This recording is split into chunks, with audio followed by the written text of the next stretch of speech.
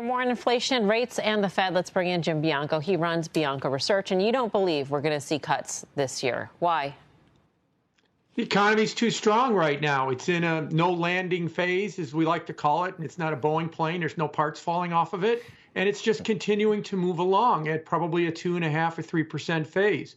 Along with that, consumers are spending more money, and it looks like we're probably bottoming on inflation at around 3%. Now, I don't think we go much beyond 4 at the most, but that's not 2. And the Fed has made it very clear that they need confidence we're going to 2, and we're not getting that. And otherwise, they're not going to be cutting rates. So that's why I think they're going to hold.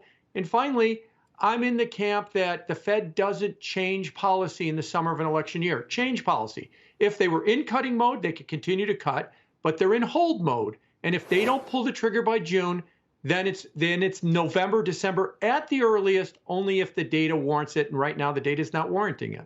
Jim, you're one of the you agree. I think we both agree that rates are going higher. We've proven correct over the last couple of weeks. We'll see how it plays out. But what's the catalyst, in your opinion, for rates to continue to go higher in 10-year from 4.30, let's say, to 4 3/4, which is obviously the next level, in my opinion? Yeah, and I think that they might even go higher. I think it's going to be the reality of inflation. If we're in a 3 to 4% inflation world, which is what I think we are, then a 4.30 10-year note is not enough, if you will, compensation for that. It's got to go higher. I think the yield curve steepens. I think that we eventually start to maybe draw a bead on where the funds rate is at 5 1/4 to 5 1/2, and maybe even see the curve start heading towards a zero curve. So yeah, I'm talking about the 10-year going over 5 as the funds rate stays at 5 1/4 to 5 1/2. I don't think that that is a consensus view right now in the marketplace. We were almost there in October, so it's not much more than where we were in October. And when we were at 5% in October, we were throwing up 3% growth rates in the economy, and it was able to handle that level of interest rates just fine. Jim, so you mentioned the domestic issues that might lead to higher rates. Can you speak to the Japan carry trade and perhaps them pivoting on monetary policy and what effects that might have on rates as well?